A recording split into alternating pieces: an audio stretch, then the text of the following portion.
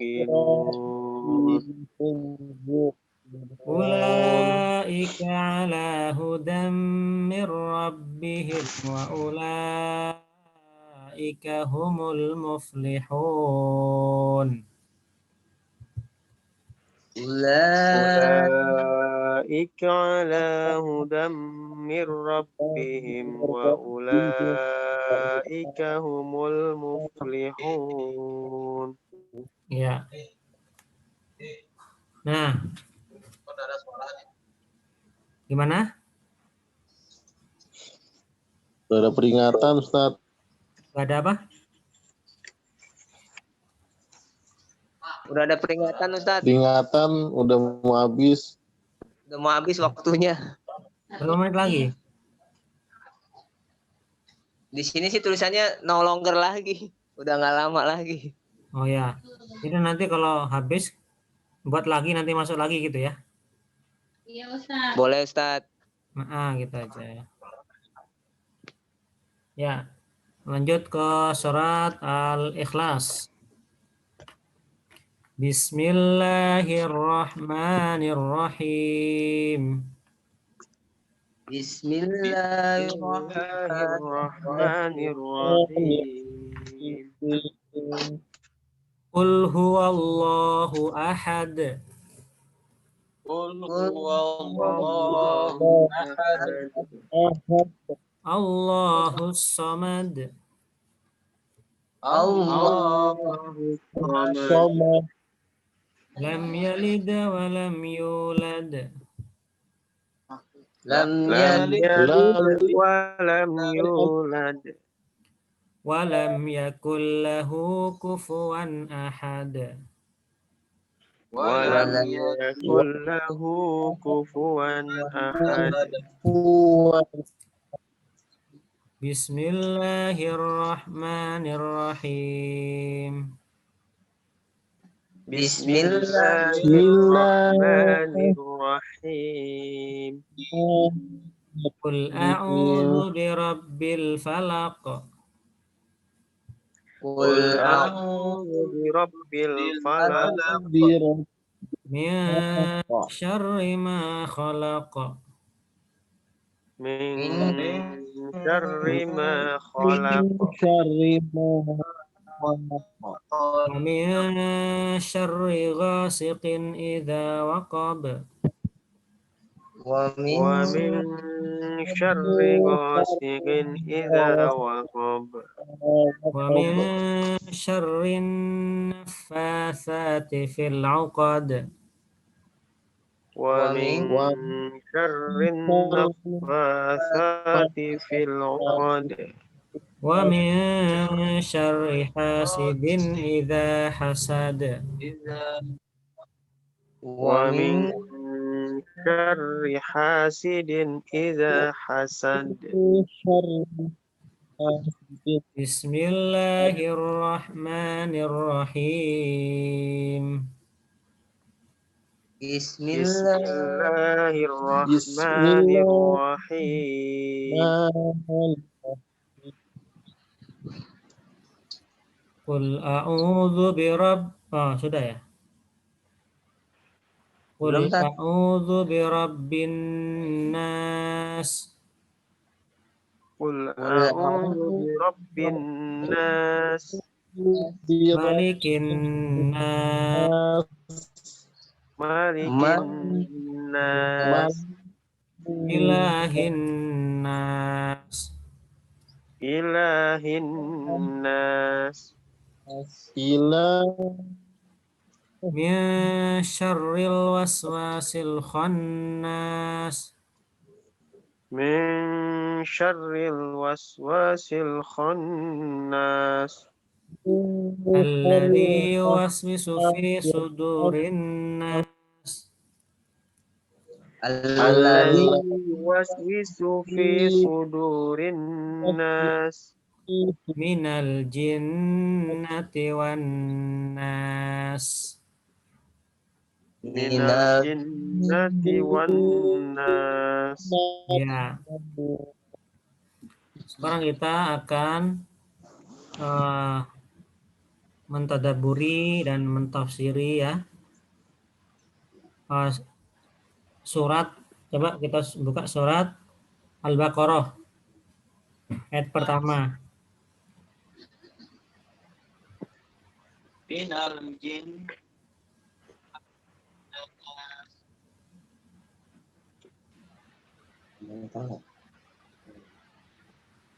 Ya.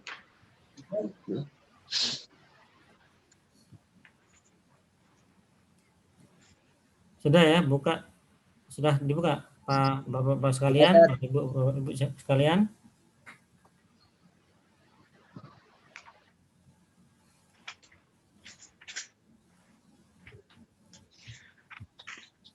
Ya. Alif, ayat pertama. A'udzubillahi minasyaitonirrajim. Alif lam mim. Nah, itu coba ditirukan tadi.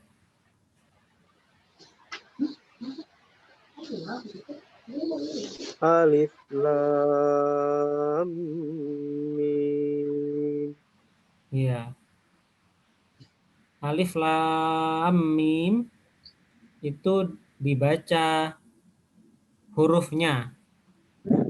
Alif, kemudian lam mim, ya, bukan alama. Alif lam mim. Ditahan sejenak. Nah, arti dari alif lam mim itu diterangkan bahwa hanya Allah yang mengetahui makna dari alif lam mim tersebut. Karena ada kata-kata yang hanya Allah, rahasia Allah yang mengetahuinya. Termasuk ayat-ayat pertama di beberapa surat. Contohnya di surat Al-Baqarah, Alif Lam Mim, di surat Maryam, Kaf, Ha, Ya, Ain, Shad. Di surat yang lainnya. Yang semacam ini hanya Allah yang mengetahuinya. Gitu ya. Coba tuduhkan. Dzalikal kitabu la raiba fih. Zalikal kitabu la raiba Ya. Hudal lil muttaqin. Hudal lil muttaqin.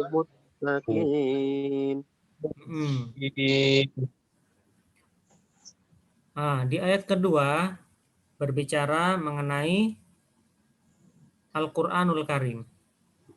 Dzalikal kitabu. Kitab itu la raiba fih, tidak ada keraguan di dalamnya. Hudan lil muttaqin. Hudan, petunjuk. Lil muttaqin, bagi orang-orang yang bertakwa. Poin pertama di sini menunjukkan tentang Alkitab, yaitu kitab-kitab Allah, terutama kitab Al-Qur'anul Karim, tidak boleh kita ragu-ragu atas isinya.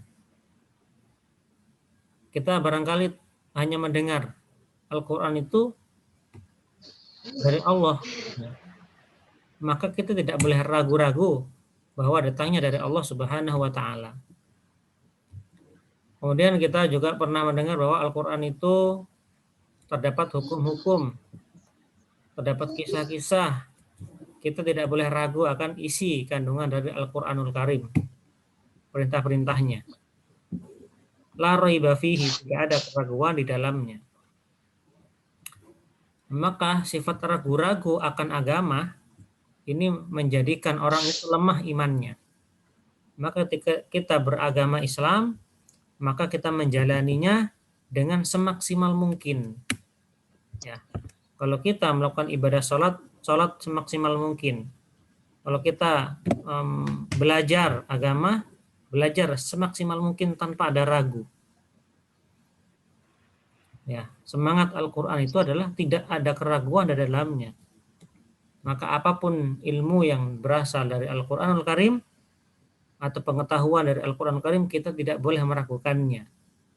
Misalkan Nabi Nuh itu membuat kapal yang besar. Kemudian di situ kaumnya yang menyimpang diazab oleh Allah Subhanahu wa taala dengan banjir bandang.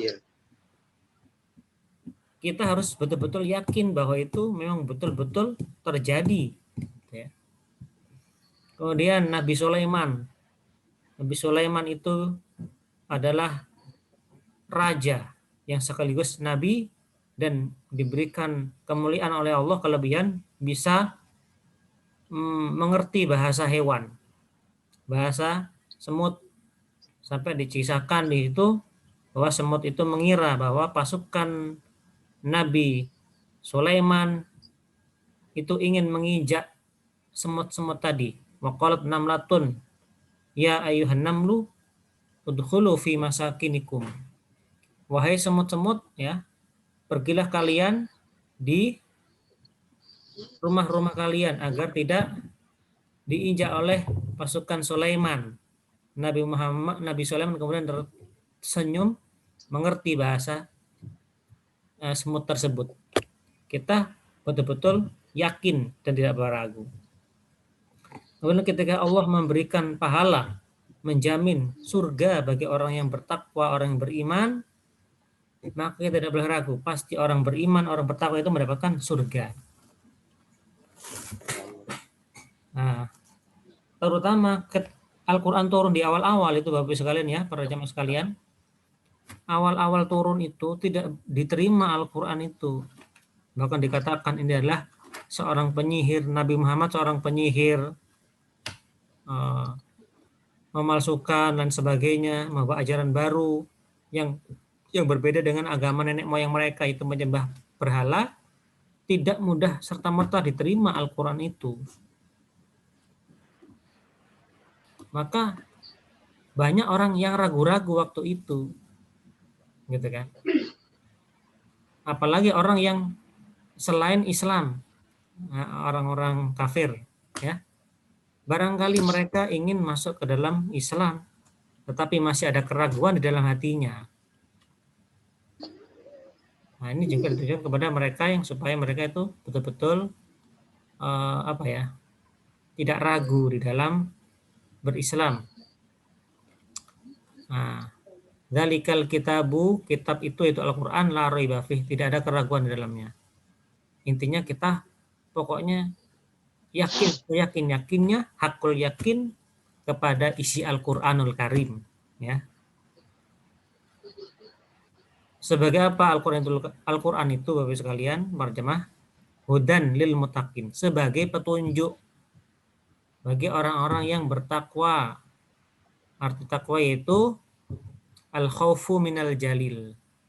Arti takwa itu adalah kita takut kepada Allah. Al-khaufu minal jalil wal amalu bima fit tanzil. Dan kita melakukan perintah-perintah yang ada di Al-Quran. Wal isti'dadu liyaumir rahil, dan kita mempersiapkan diri untuk hari esok, itu hari di mana yaitu hari akhirat. Kita menyiapkan hari akhirat. Itu adalah takwa. Maka ketika kita merasa takut saja, sudah ada nilai takwa, Al-Quran bisa menjadi pedoman bagi orang-orang bertakwa, gitu ya. Nah, kemudian di ayat selanjutnya menunjukkan ciri-cirinya, sifat-sifat orang yang bertakwa, ya. Alladzina yu'minuna bil ghaib. Yang pertama itu yang beriman kepada hal yang gaib. Hal yang gaib itu adalah yang tidak ada di benak kita, namun hal itu ada. Gaib itu bukan berarti tidak ada, tetapi tidak mampu dinalar oleh panca indera kita. Itu adalah gaib. Ada, tetapi dia tidak bisa kita rasakan dengan panca indera. Gaib namanya. Tapi itu ada.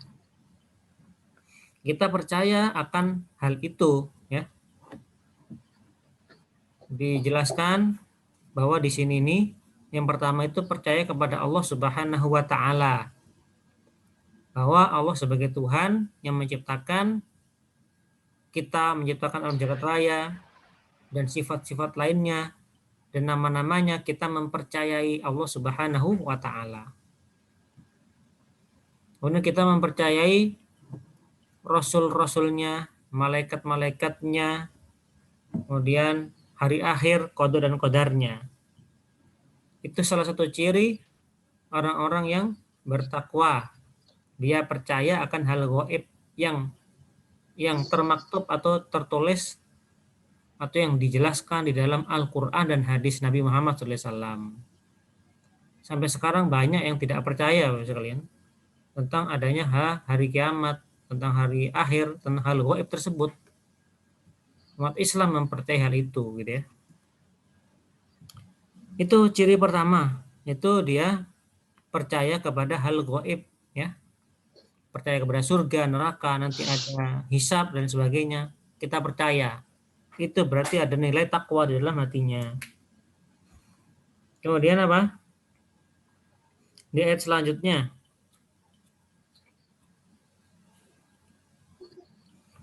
Apa bunyinya? Wa yuqimunas shalah. Ya kan?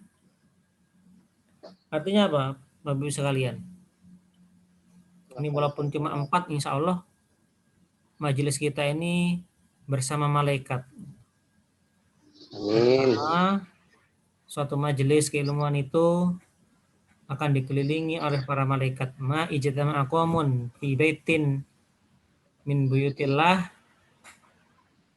yatluna kitaballahi wa yatadarasunahu bainahum illa nazalat alaihim sakinah wa hafathumul malaikah.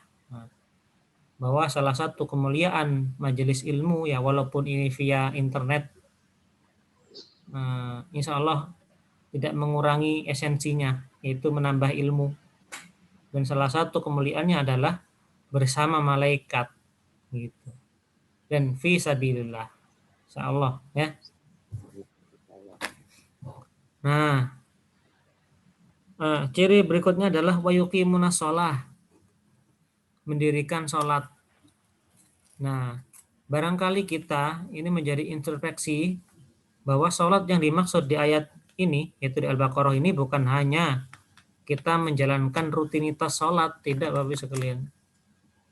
Tetapi kita sholatnya itu dawam, terus menerus istiqomah, tepat waktu, kemudian sholatnya khusyuk, dan istiqomah terus, ya. Terus menerus memperbaiki sholatnya sampai benar-benar sholat itu tegak. Nah, meliputi apa saja supaya sholat kita itu benar, Bapak Ibu sekalian? Pertama, kita tahu ilmunya, ilmu tentang rukunnya, kewajibannya, ya. Kemudian kita mengetahui makna yang terkandung yang kita baca itu apa, kemudian khusyuk di dalamnya. Setelah itu punya pengaruh terhadap hati kita, terhadap akhlak, perilaku, itu akan berubah. Itu berarti telah menegakkan sholat. Nah, kemudian sholat juga ditegakkan itu dengan cara berjamaah. Menegakkan sholat dengan berjamaah, Bapak sekalian. Supaya apa? Kita memiliki nilai sosial dan juga nilai pribadi kita kepada Allah. Jadi orang berjamaah di masjid itu selain memang mengikuti sunnah-sunnah Nabi Muhammad SAW, juga akan mendapatkan 2 nilai. Nilai pahala pribadi, yaitu hablum minallah, dan juga hablum minan nas. Kita juga memperoleh hubungan baik kepada manusia. Maka ketika kita sholat berjamaah, kita akan tahu tetangga kita, kan? Ketika tidak hadir akan kemana? Kita tanya-tanya, ada perhatian. Sehingga kita akan tahu keadaan orang sesama jamaah di masjid itu. Sejatinya seperti itu. Tidak hanya sebatas sholat, pergi, ya tidak ada pengaruhnya. Maka itu berarti dipertanyakan sholat kita. Kita sama-sama misalnya untuk memperbaiki sholat supaya sholatnya tegak. Betul-betul istiqomah. Terus-menerus dan ingin mencari kehusukan dalam sholat. Nah, itu namanya yang dimaksud ayat ini. Yuqimuna sholat, dan itu menjadi tanda orang bertakwa.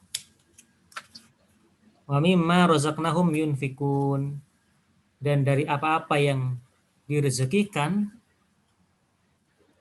mereka menginfakkannya. Nah, di dalam tafsir diterangkan bahwa rezeki itu apa, Bapak sekalian? Rezeki itu adalah semuanya yang ya bentuk harta benda, kesenangan ya. Baik itu kesenangan atau harta benda yang didapat dari kebaikan, bekerja, atau bahkan dari keburukan, itu juga mana artinya rezeki juga. Tapi rezeki dari yang halal, dari yang haram. Tergantung kita mau yang haram atau yang halal. Tapi semuanya itu rezeki dari Allah Subhanahu wa taala, diberikan kepada siapa saja. Tapi dia akan menjadi haram, menjadi berdosa ketika dari yang haram. Akan menjadi berkah ketika dari mengambil dari yang halal. Nah, dari rezeki yang diberikan itu oleh Allah kepada kita, ciri orang bertakwa adalah menginfakkan hartanya, menginfakkan harta dalam bentuk zakat, itu karena kewajiban seorang muslim berzakat ya, dan sesuai batas nisabnya. Misalkan setahun dia punya harta 100 juta, maka wajib mengeluarkan zakat mal, zakat harta dia ya. Nisab kalau sudah sampai nisabnya sekitar 40 juta per tahun, kalau masih ada uang itu tetap, maka dia mengeluarkan zakat wajib, yaitu zakat mal. Nah, kemudian zakat makanan untuk semua orang ketika hari raya Idul Fitri. Semuanya membayarkan zakat makanan berupa beras atau bahan-bahan pokok yang dimakan di tempat tersebut. Wajib bagi semuanya mencari orang yang lebih tidak mampu darinya untuk membayarkan zakat. Dan zakat yang lainnya. Dan juga mensedekahkan, berinfak yang sunnah-sunnah. Kita berinfak kepada fakir miskin, kepada sebuah masjid, kepada pendidikan, yayasan, lembaga, dakwah, dan sebagainya. Itu termasuk jihad fisabilillah. Jihad fisabilillah adalah termasuk, yaitu adalah bi amwalikum wa anfusikum, dengan harta dan jiwanya. Itu sekalian. Nah, itu jadi ciri-cirinya adalah dia bersedekah. Ini sangat sering sekali disebutkan di dalam Al-Quran ini mengenai ciri-ciri orang bertakwa. Salah satunya di bersedekah ini selalu disebutkan gitu ya. Pentingnya hal itu karena memang itu pemberian dari Allah gitu kan, dan akan bernilai jika kita berjihad dalam bentuk harta kita di jalan Allah Subhanahu wa taala. Kemudian apa?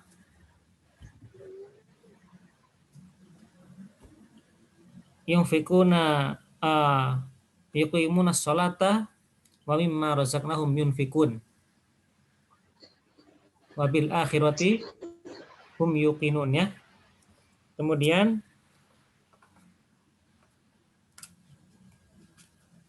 dengan beriman, bentar, apa tadi itu? Tadi saya mana?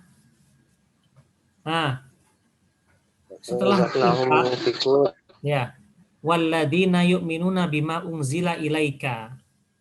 Nah, kemudian orang bertakwa itu mereka beriman kepada apa-apa yang diturunkan kepada kamu. Maksudnya kepada kamu, Nabi Muhammad SAW ya. Apa yang diturunkan itu Al-Quran. Dia betul-betul beriman kepada Al-Quran, wa ma unzila min qablik, dan apa-apa yang diturunkan sebelum kamu. Yaitu sebelum Nabi Muhammad itu Allah menurunkan kitab-kitab samawi. Kitab-kitab Zabur, Taurat, Injil, Suhuf Ibrahim wa Musa. Itu bahwa Allah itu dulu memberikan kitab-kitab itu kepada para nabinya sebelum Nabi Muhammad, dan kita harus mempercayai bahwa itu dari Allah Subhanahu wa taala. Namun sudah tidak berlaku lagi ketika ada kitab Al-Qur'anul Karim ya. Wabil akhirati yuqinun, dan dengan adanya hari kiamat mereka itu betul-betul yakin pokoknya kalau ada hari kiamat itu pasti ada. Maka ketika seorang beramal di dunia pasti dibalas di akhirat. Ketika di dunia melakukan perbuatan kejahatan pasti dibalas dengan hal yang setimpal di akhirat kelak. Maka orang yang beriman bertakwa akan memiliki hati yang tenang gitu ya, akan selalu melakukan kebaikan walaupun manusia tidak mengetahuinya, tapi Allah pasti tahu gitu ya. Siapa yang melakukan kebaikan walaupun sekecil zarrah akan dilihat oleh Allah Subhanahu wa taala, dicatat.